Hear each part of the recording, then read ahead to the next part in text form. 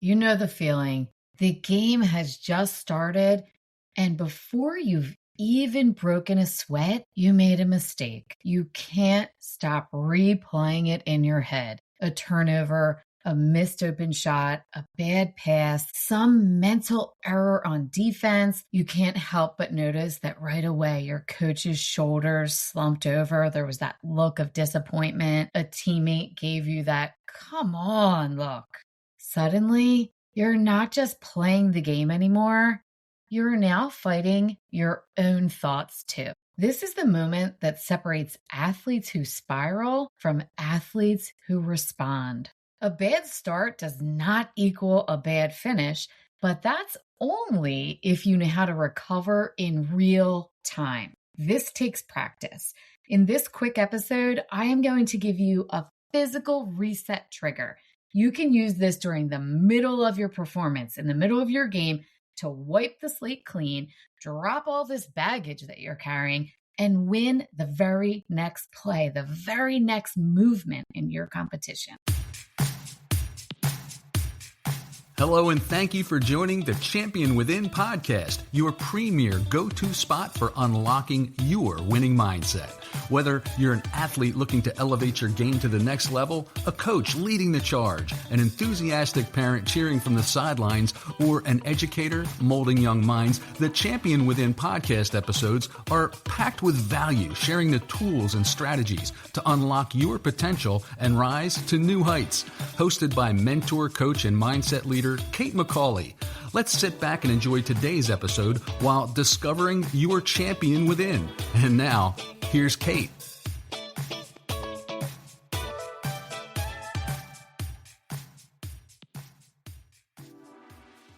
Welcome into the Champion Within. This is your host, Kate McCauley. Today, I am going to walk you through a very simple, practical athlete reset process.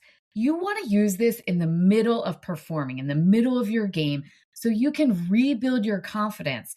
You want to stop that snowball effect that happens, and you need to get back to playing like the competitor you actually are.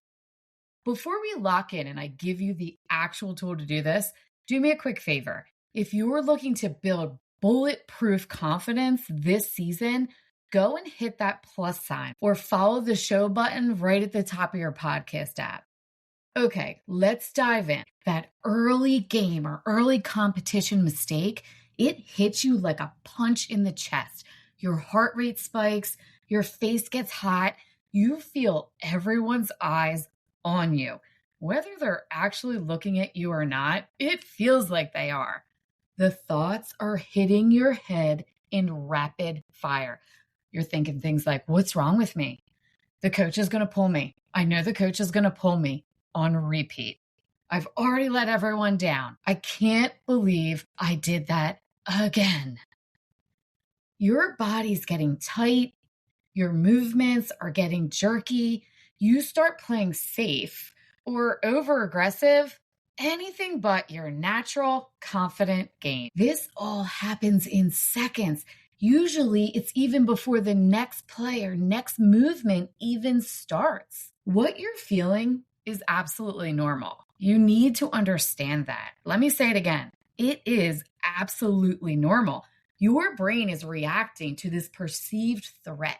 Your identity as an athlete, as a good athlete, a reliable teammate, as a starter, as a leader on the team, it feels like it's all on the line. The problem isn't that you're feeling it. It's good to feel it. We don't want to ignore it. The problem is when you let that first mistake decide the rest of your performance. You cannot control that first wave of emotion that comes in, but you absolutely can control what you do with the next one. I am always saying what you do next matters most. This is where true mental toughness lives. You have to understand why a bad start does not equal a bad finish. Too many athletes are quietly believing this lie. If I start bad, I'm done.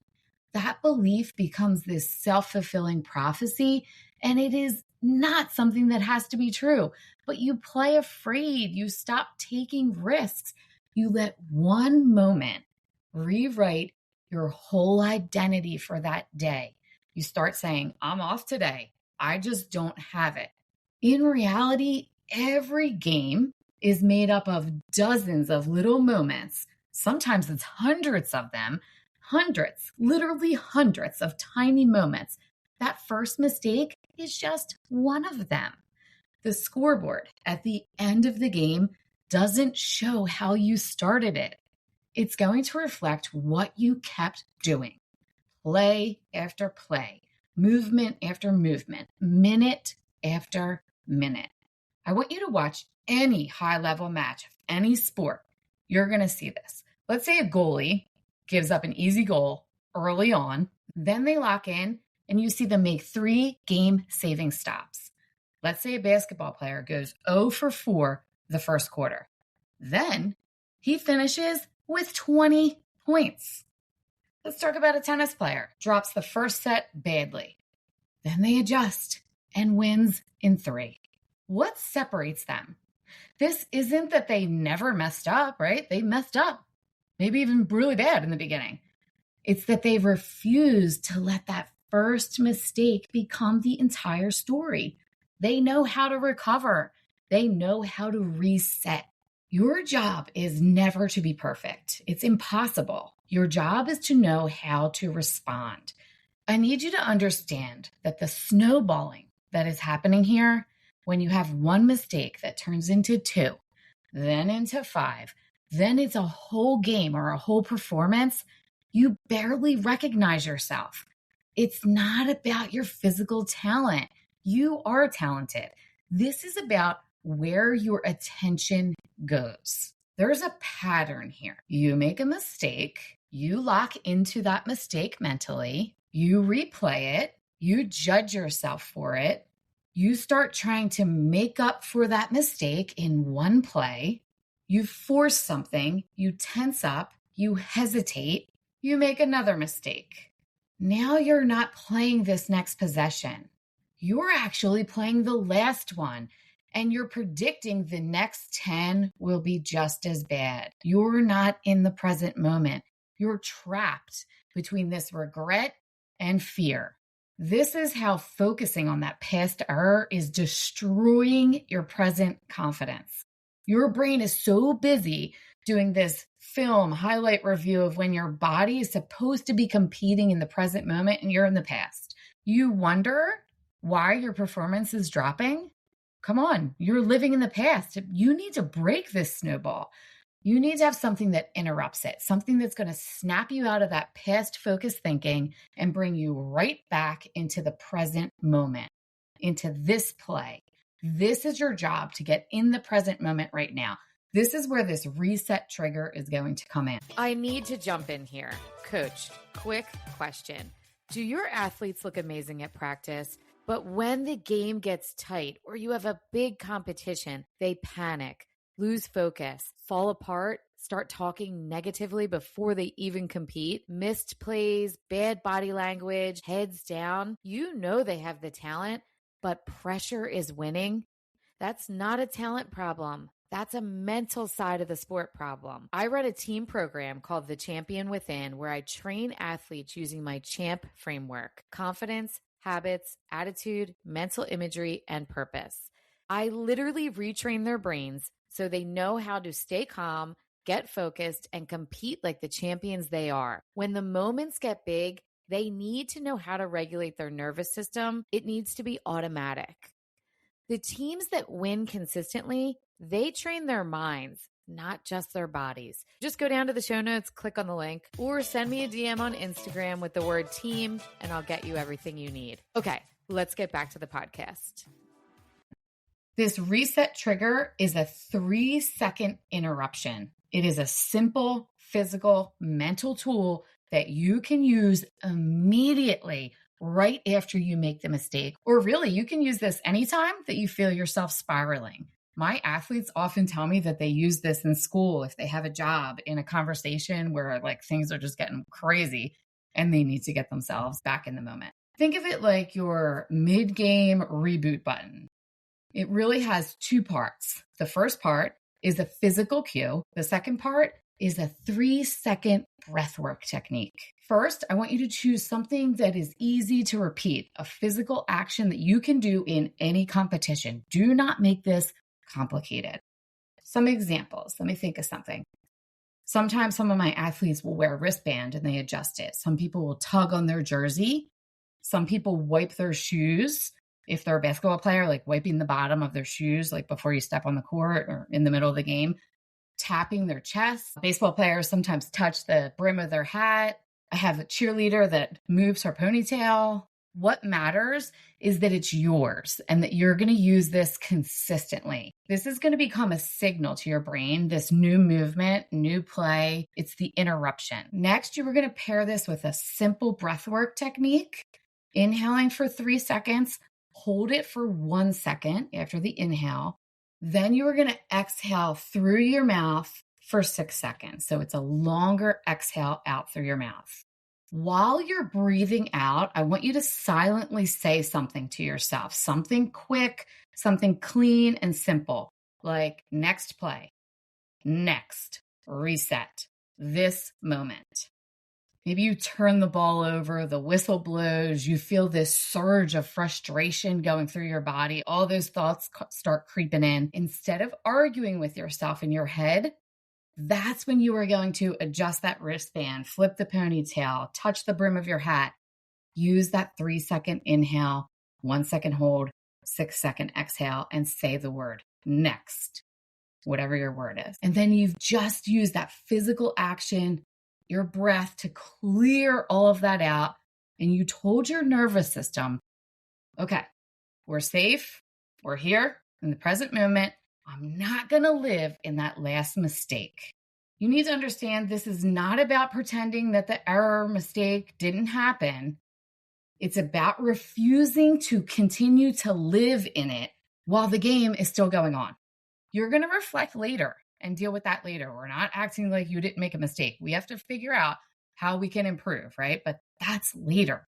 Right now, you need to be present in the moment. Next play mentality. Right after you do this reset trigger, the next step is how you recover, how you keep narrowing in your focus. Your brain is going to want to jump ahead. It's trying to protect you, remember. You might be thinking things like, we're going to lose. The coach is going to bench me. I blew my chance. That big picture, it feels real. And honestly, in the middle of the game, you cannot fix the entire game in one play. What you can do is win the next 30 seconds. Make micro goals, little tiny specific controllable targets that you set for yourself immediately in the future. So I'm going to get down the floor and win this possession. Make sure that these are simple, strong things that you can do. You can control them, right? Maybe it's something like for the next 3 plays, I'm going to make sure I'm in my defensive stance. I'm going to have solid contact on this serve. Notice that these goals are going to be small and they're about action, not outcome. You're not saying, I'm going to score 10 points this quarter. You're saying things like, I am going to sprint back as hard as I can. This is going to take some practice. And after you have a rough start, you make that mistake, you feel the emotional hit, you're going to use that reset trigger using your breath. You're going to focus on those micro goals just for 30 seconds at a time, then the next 30 seconds. Now you're going to start to see that you've shifted.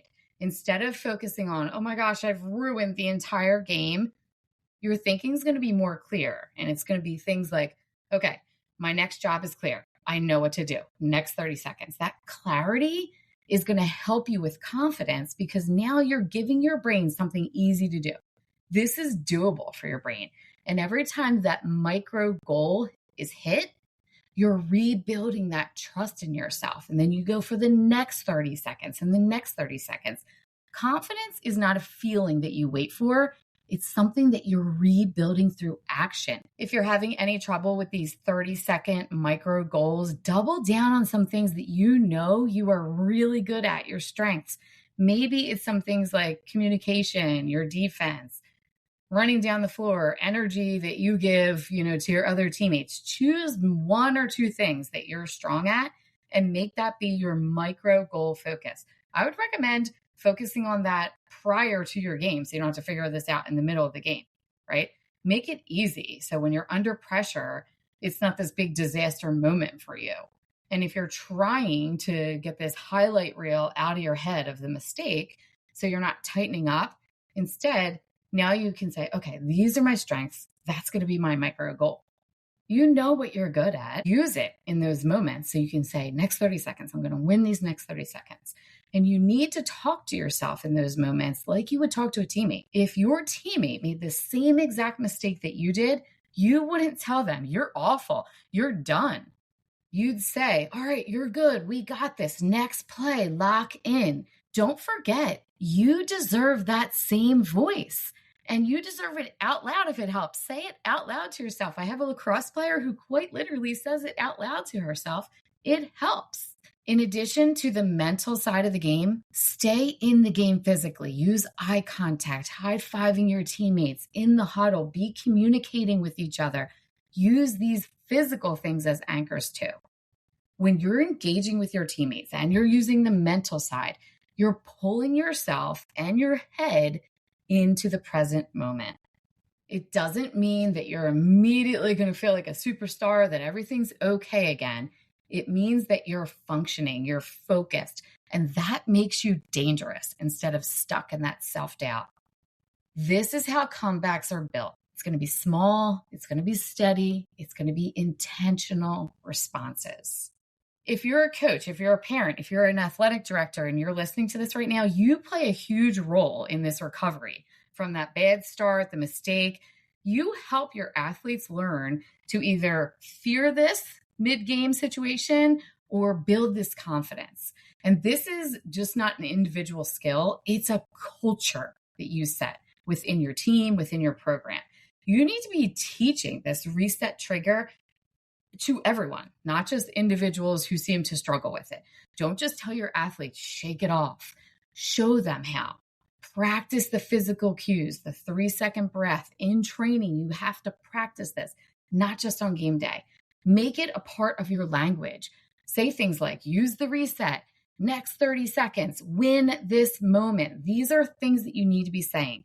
You need to also be rewarding the response, not just the result. When you see an athlete bounce back after an error, you need to name that and say it. I love seeing you reset after that turnover. I love seeing you get locked in on defense. Let's go. Keep that up. This is telling them and reminding their brain that this is important to do, that actually matters, that it's not just about perfection. And of course, I would love to come in and teach them this on a deeper level. The more people that are helping them improve the mental performance, the better they are going to perform. This is about reps and learning how to do this. And as a parent, if you're in that car ride home or you're talking to them after, you do not want to be replaying these mistakes. You're not talking about this immediately after the game. Instead, you're going to say, what did you do to reset after that rough start? Or where did you feel yourself getting control back? Teach them to look for that, not just focusing on the actual error or the mistake. When athletes know that mistakes are going to happen, that they can make mistakes, and that it's possible to respond, they are able to compete more free. They get more mentally tough, and it's more consistent for them. There's going to be times when an athlete makes an early mistake. There's going to be games where the start feels really rough, maybe ugly, even embarrassing. I've been a coach. I've been an athlete when that has happened. That's just part of being an athlete, part of a coach. It's not a sign that you're broken or that you're not good enough. The difference between a bad start and a bad finish is what you do next. Remember one of my favorite lines, what you do next matters most. Use your reset trigger so you can interrupt that spiral. You're not going to be able to control the first mistake, but you can control your response. That response is where your real potential lives.